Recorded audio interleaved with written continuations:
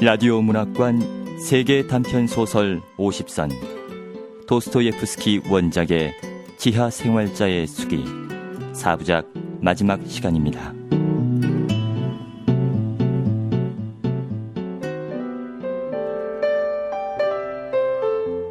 지난 이야기. 난 그곳에 갔지만 그들은 집으로 돌아가고 없었다. 그곳에서 만난 리자는 무관심하고 우울한 표정으로 나를 쳐다봤다. 나도 그녀를 쳐다봤다. 순간 두려움을 느낀 나는 리자에게 죽은 창녀 얘기를 하면서 더 비참해지기 전에 이곳을 떠나라고 충고한다.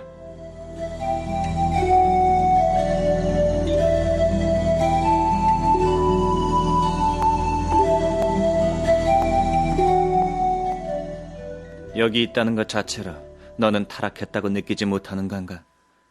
너는 너의 영혼을 노예로 만들고 있어. 너의 육체와 함께.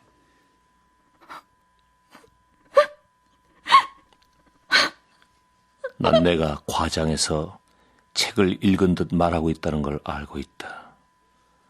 한마디로 책에서 본 것 이외에는 다르게 말하는 법을 몰랐다.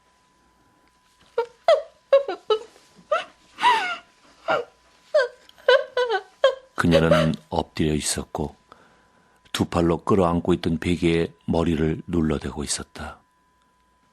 흐느낌으로 젊은 몸은 발작적으로 흔들렸다.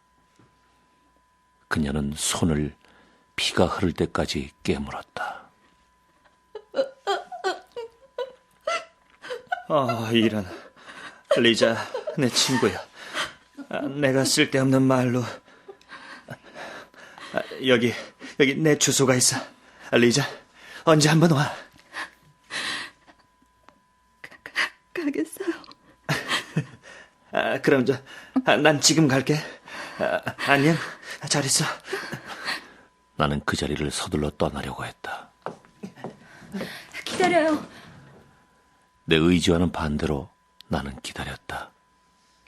바로 얼마 전에 우울하고 불신하는 듯한 고집센 그런 표정이 아니었다. 그녀의 눈은 담갈색이었고 사랑스러웠으며 삶으로 충만했고 사랑과 음울한 증오 모두를 반영하는 그런 눈이었다. 보세요.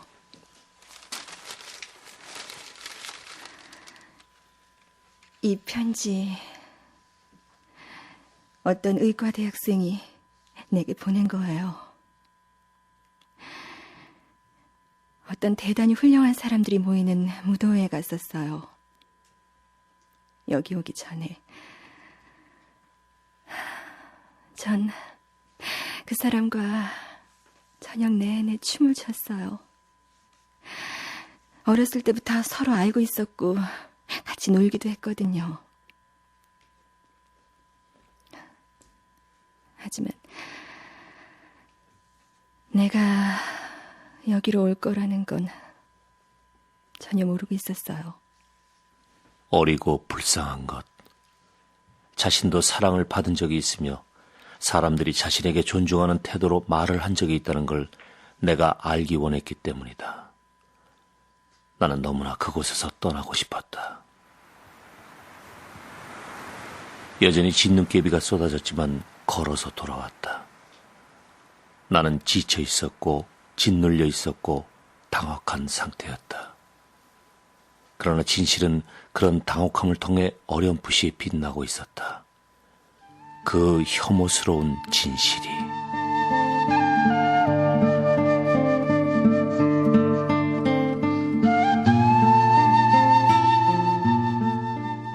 그 다음 날 무겁고 깊은 잠으로부터 깨어났을 때 전날 일어났던 모든 것들은 순식간에 내게로 돌아왔다.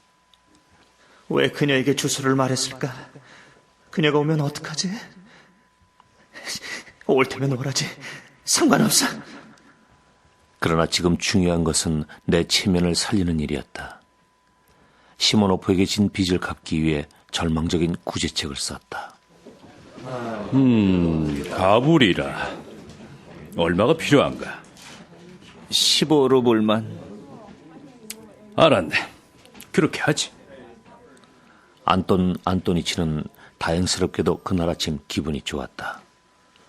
그래서 내가 한 번 요청하자마자 돈을 가불해줬다.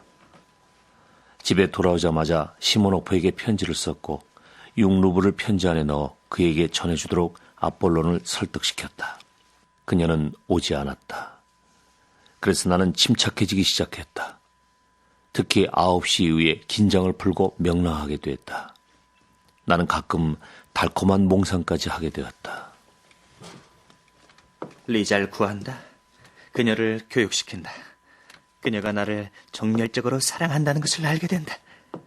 난 모르는 척한다.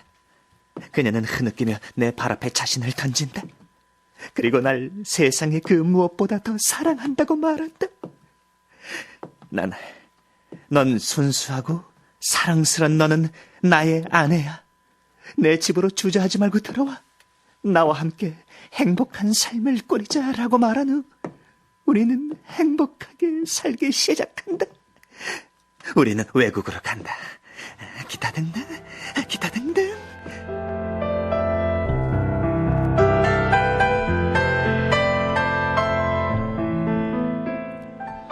그때 내 하인 아폴론이 무례하게 군 건 정말 좋은 일이었다. 그는 하늘이 내게 내린 천벌이었다. 그는 나이가 많았고 교만했으며 나를 참을 수 없이 오만하게 내려다보곤 했다.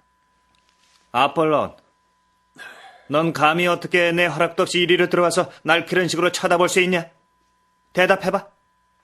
멈춰! 한 발짝도 움직이지 마. 대답해봐. 뭘 보러 들어온 거야? 당신께서 지금 제게 내릴 어떤 분부가 있다면 그것을 실행하는 게 저의 임무지요. 그게 아니야. 내가 네게 바로 너 망나니에게 물어보는 건 그게 아니야. 왜 이리로 들어온 거야? 내가 네게 급료를 주지 않으리라는 걸 알지? 여기 7루블이 있다. 그러나 난 이걸 받을 수 없어. 적어도 네가 공손하게 와서 네 잘못을 인정하고 용서를 빌지 않으면 그럴 수는 없습니다. 그럴 거야. 난 내 말을 지킬 거다. 틀림없이. 당신에게 용서를 빌 거라고는 아무것도 없습니다. 왜냐하면 나를 망난이라고 부른 사람은 당신이니까요. 이걸 언제나 경찰서에 가서 말할 수 있고 당신은 이 모욕에 대한 대가를 치를 겁니다. 가! 고발해. 지금 바로 가. 바로 지금! 당장! 넌 아직도 망나니야? 망나네! 망나네! 할 일이 없으면 제 방으로 가겠습니다. 그러나 그런 나의 호소하는 듯한 고함 소리를 들으려고도 하지 않고 뒤돌아보지도 않고 자신의 방으로 당당하게 돌아갔다. 아폴론! 바로 지금 당장 가서 경찰서장을 불러와! 지금! 당장! 나으리! 정말 정신이 나가셨군요. 자기를 고소하러 경찰서에 갈 사람이 세상에 어디 있습니까? 겁지르고 그러시는 거면 관두십시오. 그래봐야 아무 소용없을 테니까. 가라니까! 나으리! 그만하세요! 나는 그의 어깨를 움켜쥐며 그를 때리려고 했다. 그래서였는지 나는 그 순간 복도 쪽의 문이 조용히 열리는 소리를 듣지 못했다. 누군가가 들어와서 망설이다가 당황해서 우리를 쳐다보았다. 나는 수치심에 몸이 굳어졌다. 나는 내 방으로 뛰어갔다. 2분 후쯤 나는 아폴론의 느린 발자국 소리를 들었다. 어떤 여자가 당신을 보고 싶다고 해요.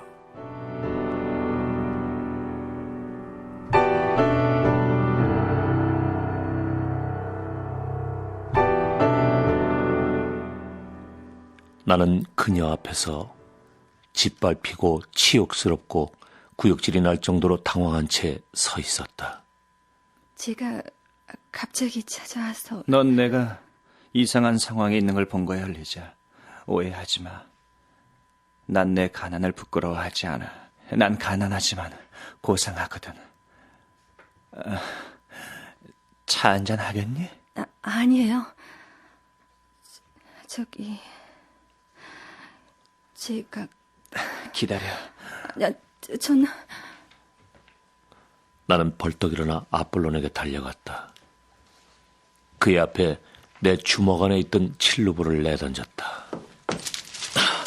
아이, 이건 네 급료야. 이걸 받는 대신 넌 날 구원해줘야 돼. 내게 차와 과자 10개만 갖다 줘. 아폴론이 천천히 방을 떠나고 나는 리자에게로 돌아오면서 이대로 실내복을 입은 채 발이 이끄는 대로 도망치는 건 어떨지 생각했다. 그러나 나는 다시 리자 앞에 앉았다. 난 그놈을 죽일 거야. 무슨 말을 하는 거예요? 난 그놈을 죽일 거야. 그놈을 죽일 거라고. 넌 몰라, 리자. 저 망나니가 나한테 무엇인지. 그는 날 괴롭혀. 당신 무슨 일 있어요? 당신에게 무슨 일 있는 거죠? 내게 물을 줘. 저기 있어. 네, 잠깐만 기다려줘요.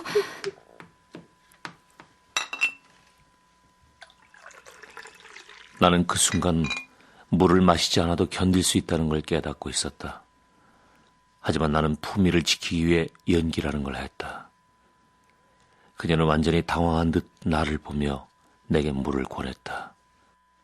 그 순간 아폴론이 차를 들여왔다. 리자는 확실히 두려움에 차서 아폴론을 바라보았다.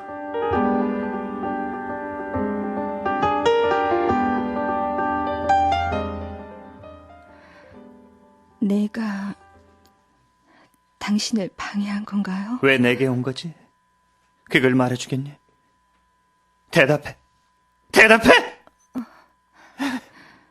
당신이 왜 왔는지 제가 말해드리죠, 부인.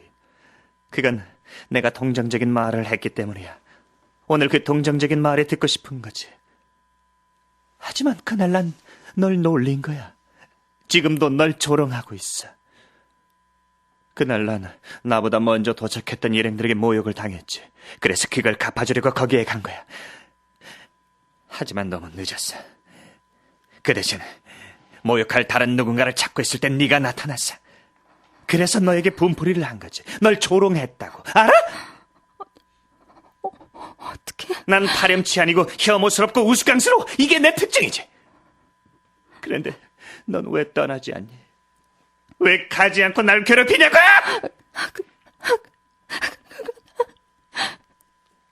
그녀는 백지장처럼 하얗게 질려버렸다. 내 말에 담긴 냉소주의, 그 냉소주의가 그녀를 짓밟았다.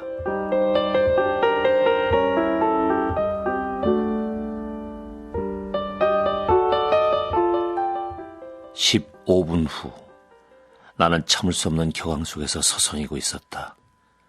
그리고 칸막이 쪽으로 다가가 찢긴 틈으로 리자를 들여다봤다.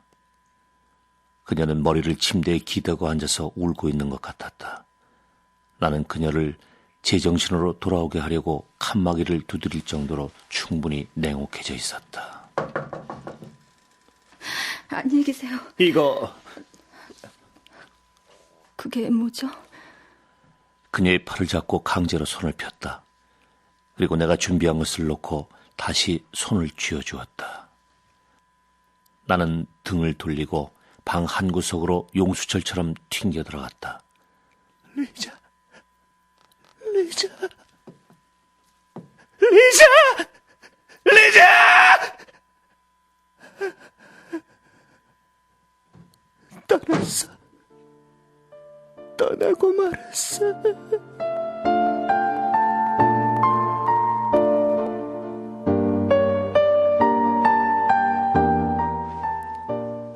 방으로 돌아온 나는 테이블 위에 놓여진 구겨진 5루블짜리 지폐를 보고 소스라쳐 놀랐다.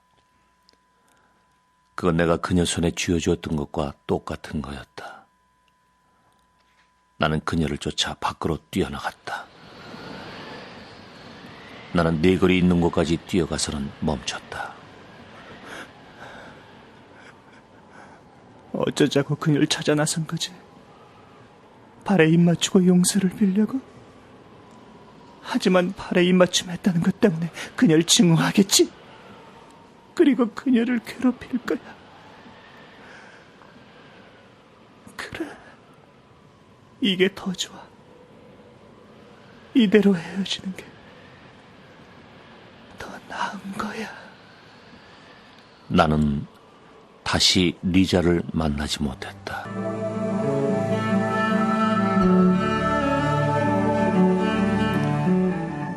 몇 해가 지난 지금까지도 나는 어째서인지 이 모든 것을 매우 불쾌한 느낌으로 회상하고 있다.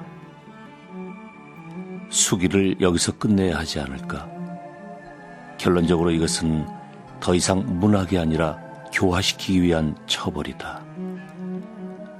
도덕적 타락과 살아있는 것들로부터의 소외, 지하에서의 과장된 악이 때문에 내가 내 인생을 어떻게 소진했는지에 대해 긴 이야기를 늘어놓는 건 흥미롭지 않다. 그러나 충분하다. 난 더 이상 지하에서 쓰는 것을 원치 않는다.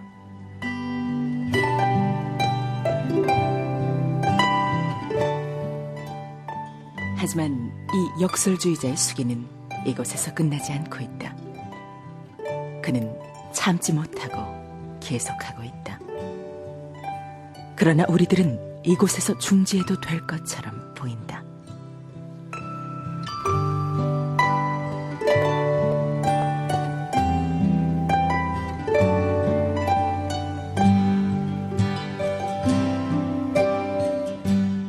라디오 문학관 세계 단편 소설 50선 도스토예프스키 원작의 지하 생활자의 수기 마지막 시간이었습니다.